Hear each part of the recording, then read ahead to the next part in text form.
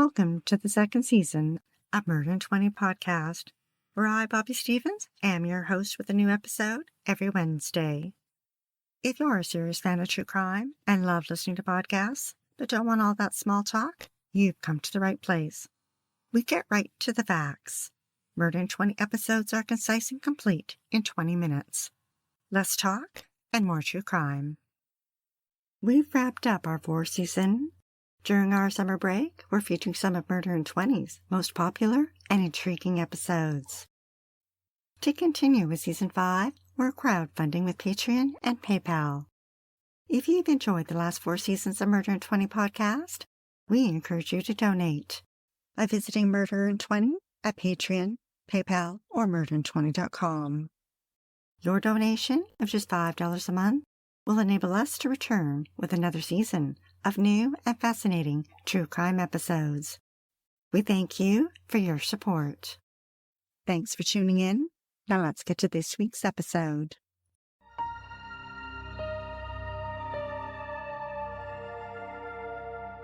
As of January 1st, 2022, there were 2,036 inmates on death row in the United States. Of those, only 50 are women. Since 1976, when the Supreme Court lifted the moratorium on capital punishment, 17 women have been executed. However, in California, due to legal maneuvers, the last woman executed was Elizabeth Duncan 60 years ago. In 1992, Maureen McDermott was the lone woman on death row in California. She told the Los Angeles Times, "What kind of life is this? Waking up every morning to a cement wall is an unbearable future. I sometimes think the gas chamber is better than staring at these walls for the rest of my life." Well, it's been 32 years, and Maureen is still staring at those cement walls. Another woman on death row in California is Celeste Carrington. She has been waiting for her impending end on this earth for 28 years. Celeste grew up in a low-income housing project in Philadelphia in the 1960s. Court records revealed that as the older sibling, she was often left in charge of her younger brothers and sisters. Occasionally, the children were locked out of their home and asked neighbors for food. Celeste and her siblings suffered from parental abuse and neglect. Celeste's mother was a violent woman, and her father abused her.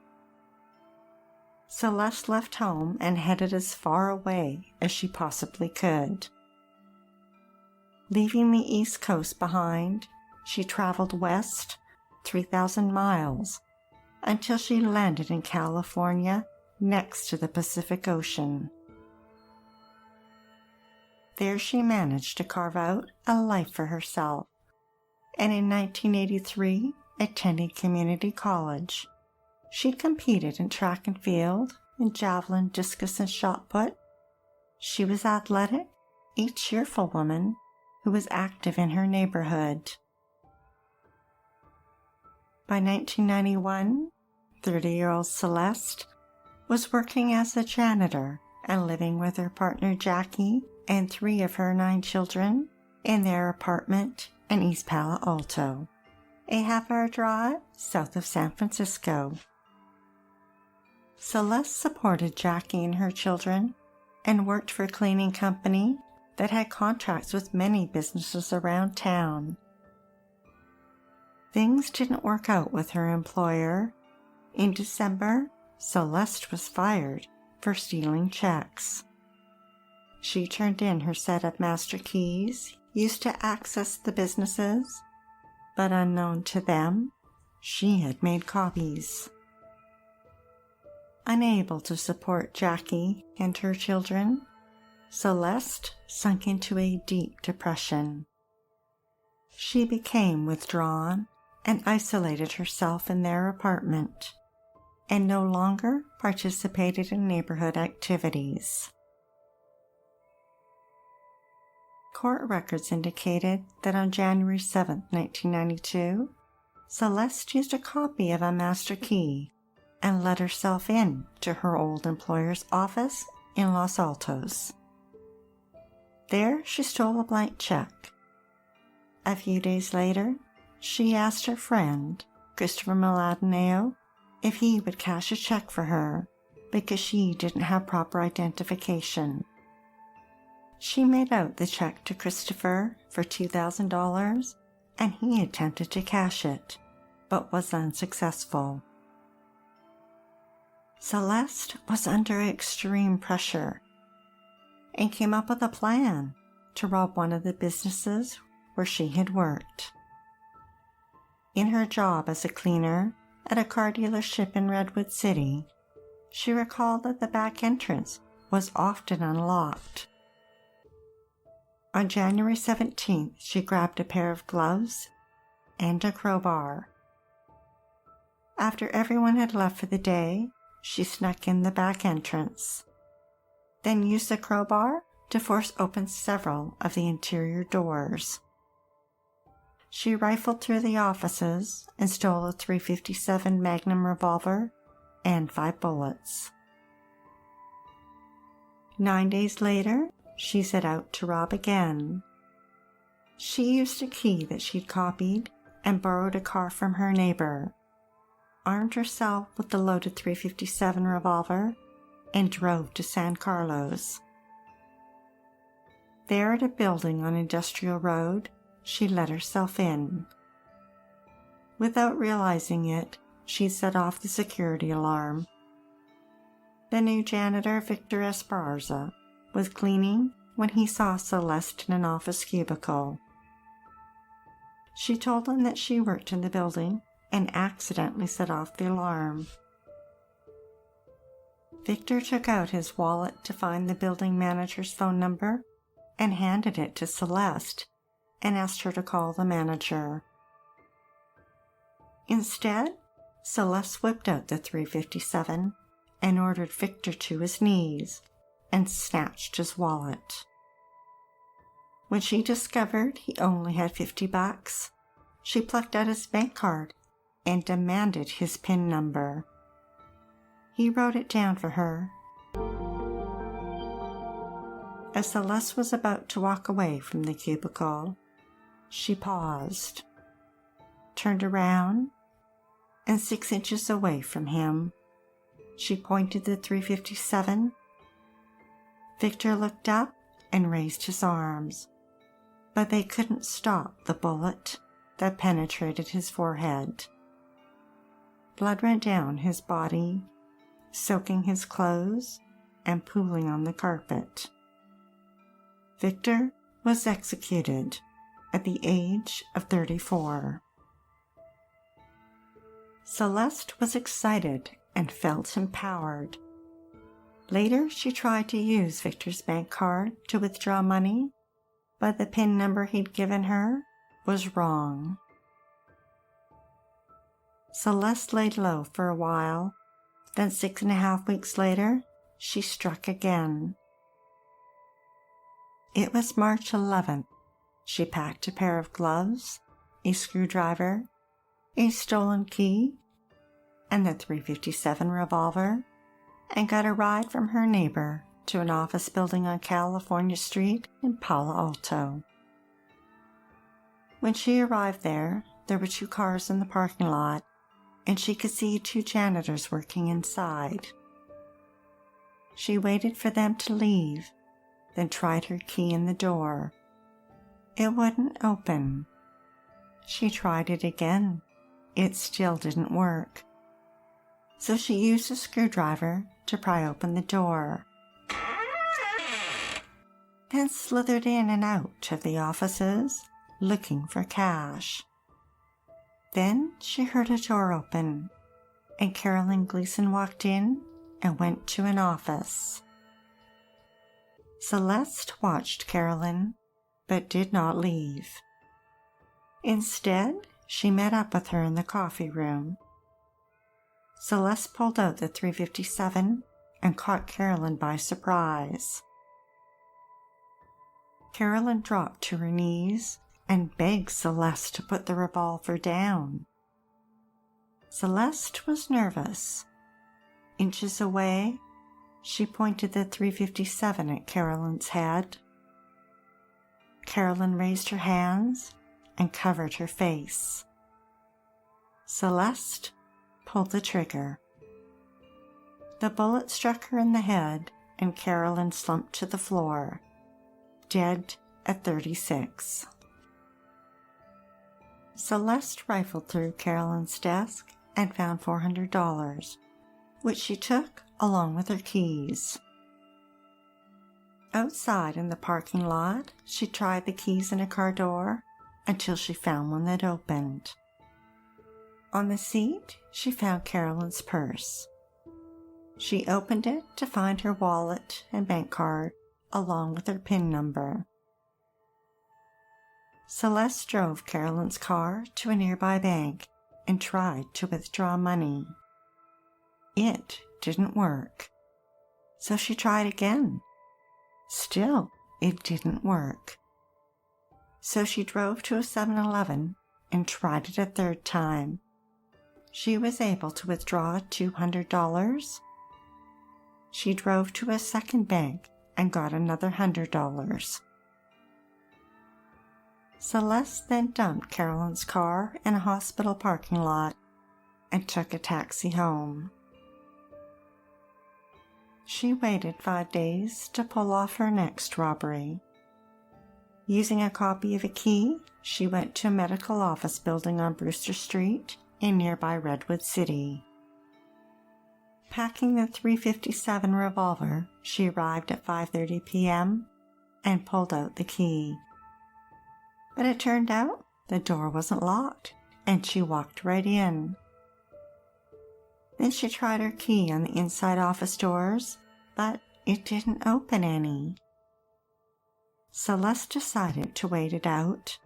She hid in a closet for a few hours, until just before 10 p.m., when she spotted Dr. Alan Marks leaving his office.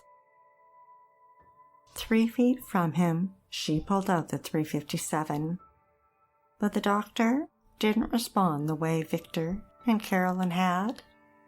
He didn't drop to his knees. Instead, he fought with all the strength he had. He lunged for the revolver and struggled to take it away from her. Celeste pulled the trigger. It misfired. She pulled the trigger again and hit him in the shoulder.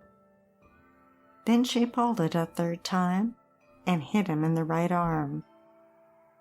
He managed to push Celeste out of his office, locked the door, and called 911.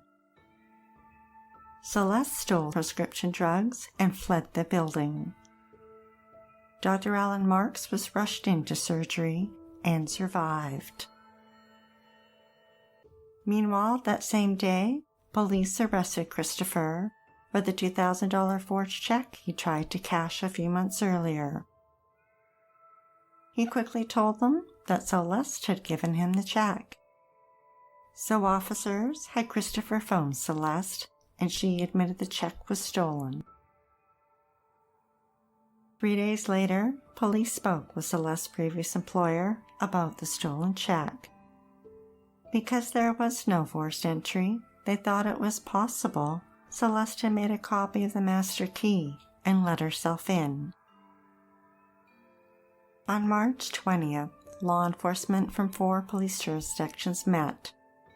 Detectives from Redwood City, Palo Alto, Los Altos, and San Carlos joined forces to discuss the events and coordinate the crimes they believed Celeste had committed. That afternoon, a search warrant was issued for Celeste's apartment. Los Altos police officers were authorized to search for keys and blank checks stolen from her previous employer.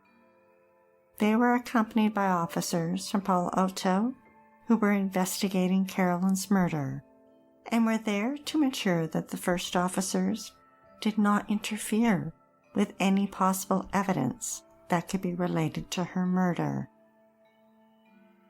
The Palo Alto police observed evidence. In plain view, they spotted a black pager with a phone number on a sticker. That phone number belonged to Carolyn. They also noticed a key labeled with the address of Carolyn's office. Both police departments exited the apartment without collecting any evidence. They waited for the Palo Alto officers to obtain a warrant for evidence related to Carolyn's murder. At 5:15 p.m., Celeste was arrested at her home and taken to the Redwood City Police Department. Over 9 hours, she was interrogated separately by 3 police departments: the Redwood City, Palo Alto, and San Carlos. During the 3 interviews, she was confronted with the evidence at her apartment and the video surveillance found at the 7-Eleven store of Celeste using Carolyn's bank card. Faced with a mountain of evidence, Celeste confessed to the murders of Victor and Carolyn and the attempted murder of Dr. Alan Marks. Palo Alto detectives returned to Celeste's apartment at 1:38 a.m. with a warrant and seized the pager and the key. They also found Carolyn's purse and petty cash box and seized a .357 revolver and 4 spent bullet casings. At 4 a.m., Los Altos detectives returned looking for keys and stolen checks, but did not locate them. At 7 a.m., it was the Redwood City detectives' turn. Their search warrant authorized them to seek evidence related to Victor's murder and the attempted murder of Dr. Alan Marks. Detectives found evidence related to the doctor, including stolen keys and medical supplies. The San Francisco Examiner reported that Celeste pled innocent on all charges and was held in the county jail without bail. District Attorney James Fox stated his office would seek the death penalty. Celeste went to trial in June 1994, 2.5 years after her murder spree. It took the jury only 1 day of deliberation to find her guilty on 14 counts, including murder, attempted murder, robbery, and burglary. The Santa Maria Times reported that the jury found special circumstances and decided both murders had been premeditated first degree. Celeste was given the death penalty. 23 women in California reside on death row, and all reside at the Central California Women's Facility in Chowchilla. Celeste is among notable company. Fellow inmates include Cynthia Kaufman, who has been incarcerated for 30 years. Another is Kristen Rosen, who has been there 20 years, sentenced to death when she was only 26, and was featured in our 48th episode titled An Extra Needle Prick. The women on death row are isolated from the general population while they count down their remaining days to the inevitable. Never knowing when their time will end is an added punishment they must endure for the choices they made that ended in murder.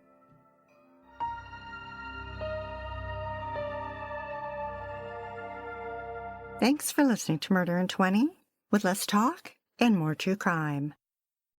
If you're dying to hear more, past episodes of Murder in 20 are available for free at murderin20.com and on all major podcast platforms. We love what we do and are dying to continue. If you enjoy listening to Murder in 20 every week, we'd be eternally grateful for your support. by visiting Murder20 at Patreon, PayPal, or Murder20.com. We'd like to acknowledge Purple Planet for use of their music, sound effects from Vaseline Studios and Quick Sounds, and our many editorial sources who are listed on our website. Be sure to like, share, and follow us to learn about upcoming episodes every Wednesday. Stay safe, sleep with the lights on, and don't play with strangers.